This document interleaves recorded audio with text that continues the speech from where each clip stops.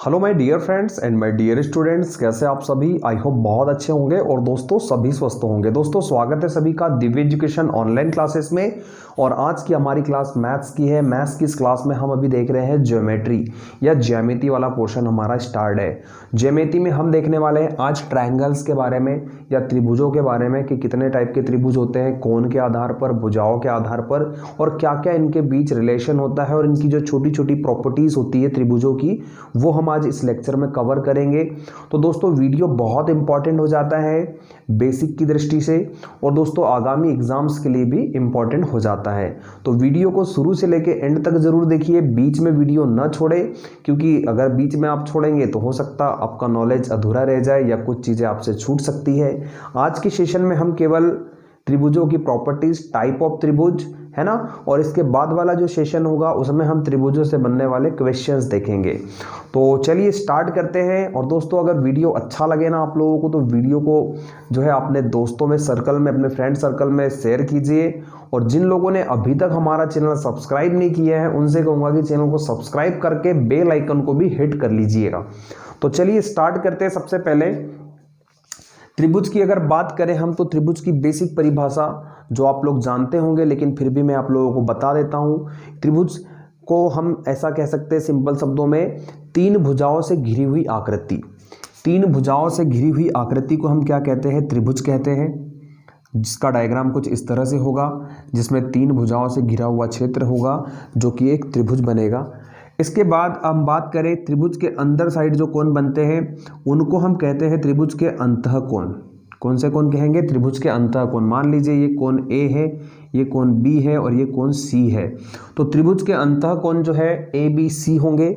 इसके अलावा आपको एक चीज जो याद रखनी है, चाहे कोई भी टाइप का त्रिभुज हो, चाहे कोण के आधार पर चाहे भुजा के आधार पर, त्रिभुजों के अंतःकोणों का योगफल, त्रिभुजों के अंतःकोणों का योगफल हमेशा सदैव 180 अंश होता है। ये आप लोग जानते भी होंगे कई बच्चे, लेकिन जो बच्चे नहीं जानते हैं उनके लिए ये चीज इंपॉर्टेंट हो जाती है ना। तो त्रिभुज के तीनों अंतःकोणों का योगफल हमेशा 180 होगा। क्लियर है दोस्तों? तो ये एक बेसिक चीज समझे आप त्रिभुज के बारे में। अब हम देखेंगे टाइप ऑफ त्रिभुज, त्रिभुजों के प्रकार। तो त्रिभुजों के प्रकार दोस्तों अब हम देखते हैं त्रिभुजों के प्रकार, टाइप ऑफ ट्रायंगल्स, है ना। तो यहाँ पर देखिए मैंने कुछ प्रकार लिख रखे हैं। सबसे पहले मैं आपसे बताऊंगा भुजाओं के आधार पर त्रिभुजों को तीन प्रकार से बांटा गया है। भुजाओं के आधार पर कितने प्रकार से? तीन प्रकार से, जिसमें पहला है समबाहु त्रिभुज, दूसरा है समद्विबाहु त्रिभुज और तीसरा है विषमबाहु त्रिभुज। अब इनकी क्या पहचान होती है, इनको भुजाओं के आधार पर हम पहचानेंगे। तो सबसे पहले हम बात कर लेते हैं समबाहु त्रिभुज की। तो समबाहु त्रिभुज, सम का मतलब होता है समान और बाहु का मतलब होता है भुजा। सम का मतलब समान और बाहु का मतलब होता है भुजा। मतलब एक ऐसा त्रिभुज या कोई ऐसा त्रिभुज जिसकी तीनों भुजाएं समान हो, जिसकी तीनों भुजाएं समान हो, वो आपका समबाहु त्रिभुज कहलाएगा। अब याद रखिए कोण और भुजाओं में एक रिलेशन होता है, तो वो आप याद रखेंगे। जिस त्रिभुज की तीनों भुजाएं समान होगी उसके तीनों कोण भी समान होंगे। मतलब यहाँ पर समबाहु त्रिभुज जो है इसके तीनों कोण समान होंगे और तीनों कोणों में प्रत्येक कोण का मान जो है 60 डिग्री होगा। ये आप बात याद रखेंगे इसके बारे में। तो यहाँ पर समबाहु त्रिभुज आप लोगों को क्लियर हुआ। समबाहु त्रिभुज ऐसा त्रिभुज जिसकी तीनों भुजाएं समान हो और जिसके तीनों कोण भी समान हो, समबाहु त्रिभुज कहलाएगा। तो ये हुआ हमारा समबाहु त्रिभुज। अब इसके बाद आते हैं समद्विबाहु। समद्विबाहु, देखिए यहाँ द्वि लग गया।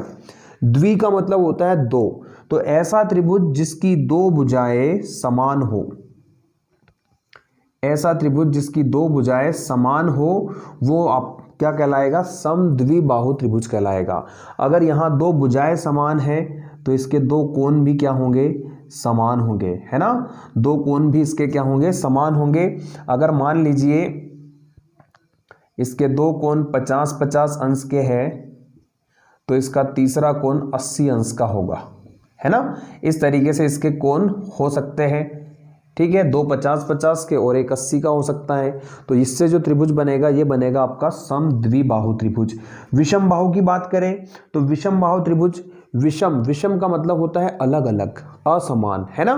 तो यहां पर हम कह सकते हैं विषम बाहु त्रिभुज क्या होगा, एक ऐसा त्रिभुज जिसकी तीनों भुजाएं अलग अलग हो, जिसकी तीनों भुजाओं की माप जो है अलग अलग होगी, वो विषम बाहु त्रिभुज होगा आपका। कुछ इस तरह से बना लीजिए इसको। और अगर इसके तीनों भुजाएं अलग होगी तो तीनों कोण भी इसके अलग अलग होंगे। अगर मान लीजिए इसका कोई कोण, एक कोण 40 अंश का है, दूसरा 60 अंश का है, तो तीसरा हो जाएगा इसका 80 अंश का। इस तरीके से इसके कोणों की माप भी जो है अलग अलग होगी।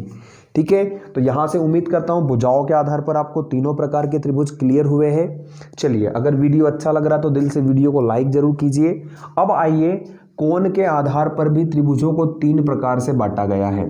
कोण के आधार पर हम त्रिभुजों को समझ लेते हैं कितने टाइप के होते हैं, 3 प्रकार के, जिनका नाम इस तरह से है, न्यून कोण त्रिभुज, सम कोण त्रिभुज और अधिक कोण त्रिभुज, है ना। इसको बोलेंगे हम Optus triangle, sorry acute triangle, ये बोलेंगे आपको राइट ट्रायंगल, और ये आपका हो जाएगा ऑब्ट्यूज ट्रायंगल। इस तरह से कोण के आधार पर 3 प्रकार से बांटा गया है। अब इनकी क्या पहचान है, आइए इसको समझ लेते हैं। तो हम ये कह सकते हैं न्यून कोण त्रिभुज, न्यून कोण त्रिभुज की क्या पहचान है, तो ऐसा त्रिभुज जिसके प्रत्येक कोण का मान 90 अंश से कम हो, जिसके प्रत्येक कोण का मान, प्रत्येक कोण 90 डिग्री से कम हो, वो आपका न्यून कोण त्रिभुज कहलाएगा। इसका डायग्राम कुछ इस तरह से बनेगा, यह आपका न्यून कोण त्रिभुज हो जाएगा। इसमें जो है प्रत्येक कोण का मान 90 अंश से कम होना चाहिए। ठीक है, तो ये आपका न्यून कोण हो गया। इसके बाद समकोण की बात करें, तो समकोण की बात करें हम, तो ऐसा त्रिभुज जिसका एक कोण 90 अंश का हो, जिसका एक कोण 90 अंश का हो, या समकोण की परिभाषा ऐसी भी कह सकते हैं हम कि ऐसा त्रिभुज जिसकी 2 भुजाएं परपेंडिकुलर हो या 2 भुजाएं लंबवत हो, तो वो आपका समकोण त्रिभुज बनता है। तो इसका डायग्राम कुछ इस तरह से बनेगा, जिसमें ये 2 भुजाएं हैं एक दूसरे के परपेंडिकुलर होगी, और यहाँ पर जो है 90 अंश के कोण का निर्माण होगा। तो इसमें हम कह सकते हैं ऐसा त्रिभुज समकोण कहलाएगा, ऐसा त्रिभुज समकोण कहलाएगा जिसका एक कोण 90 अंश का हो, एक कोण 90 अंश हो। ठीक है दोस्तों, तो जिसका एक कोण 90 अंश का होगा वो आपका समकोण त्रिभुज होगा। चलिए, उम्मीद करता हूं समकोण भी क्लियर हुआ है। तो आइए फटाफट अधिक कोण की ओर जाते हैं। अधिक कोण में आप कह सकते हैं ऐसा त्रिभुज जिसके एक कोण की माप 90 अंश से अधिक हो, जिसके एक कोण की माप क्या हो, 90 अंश से अधिक हो, वो आपका अधिक कोण त्रिभुज कहलाएगा। और इसका डायग्राम कुछ इस तरह से होगा, ये इस तरह से इसका डायग्राम बनेगा। ठीक है, और इसमें जो है एक कोण का मान कितना होगा, एक कोण 90 अंश से अधिक। तो ऐसा त्रिभुज जिसका एक कोण 90 अंश से अधिक हो वो आपका अधिक कोण त्रिभुज कहलाएगा। चलिए, उम्मीद करता हूं आपको कोण के आधार पर तीनों त्रिभुज समझ में आ गए हैं, और भुजाओं के आधार पर भी हमने तीनों त्रिभुजों को समझ लिया है। अब बात आती है इनके बीच जो रिलेशन होता है, इनकी जो छोटी छोटी प्रॉपर्टीज होती है, उनको भी हम डिस्कस कर लेते हैं, है ना। तो चलिए, इसका स्क्रीनशॉट ले लीजिए आप लोग, और अब हम चलते हैं इनके कुछ छोटे छोटे बिंदुओं की ओर जो आपको ध्यान में रखने हैं। अब हम जान लेते हैं त्रिभुजों से संबंधित महत्वपूर्ण बिंदु जिनसे अक्सर क्वेश्चंस बनते हैं, है ना। तो इन पॉइंट्स को हम लोग समझेंगे डिटेल में। तो पहला पॉइंट लिख रखा है मैंने यहाँ पर, किसी त्रिभुज में 2 भुजाओं का योग सदैव तीसरी भुजा से बड़ा होता है। तो ये एक फैक्ट है, कोई भी त्रिभुज हो दुनिया का, उसमें हमेशा 2 भुजाओं का योगफल हमेशा उसकी तीसरी भुजा से अधिक होगा, है ना। जैसे उदाहरण के लिए हम यहाँ पर मान लीजिए, हमने यहाँ पर एक त्रिभुज ABC बना लिया। अब हम यहाँ पर कह सकते हैं कि AB प्लस BC, इन 2 भुजाओं का योगफल हमेशा जो है तीसरी भुजा से बड़ा होगा, मतलब AC से बड़ा होगा। ये इसका कहने का मतलब है।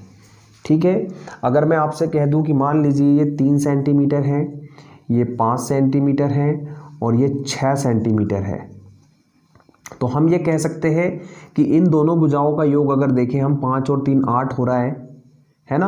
और ये जो तीसरी भुजा से क्या हो रहा है, तीसरी भुजा से बड़ा हो रहा है, 6 से बड़ा है 8। तो इस तरीके से हम लोग समझ सकते हैं कि किसी भी त्रिभुज में दो भुजाओं का योग सदैव तीसरी भुजा से अधिक होता है या बड़ा होता है। ठीक है दोस्तों, पहला पॉइंट क्लियर है आप लोगों को। आइए दूसरे पॉइंट की ओर। दूसरे पॉइंट में लिखा है किसी त्रिभुज में दो भुजाओं का अंतर, किसी त्रिभुज में दो भुजाओं का जो माप होगा उनका अगर अंतर लिया जाए तो सदैव तीसरी भुजा से छोटा होता है। अंतर हमेशा तीसरी भुजा से छोटा होता है। इसको भी हम यहां समझ लेते हैं। मान लीजिए ये कोई त्रिभुज ABC है, ABC है। यहां पर हम कोई दो भुजाओं का अंतर ले ले, जैसे हमने ले लिया AB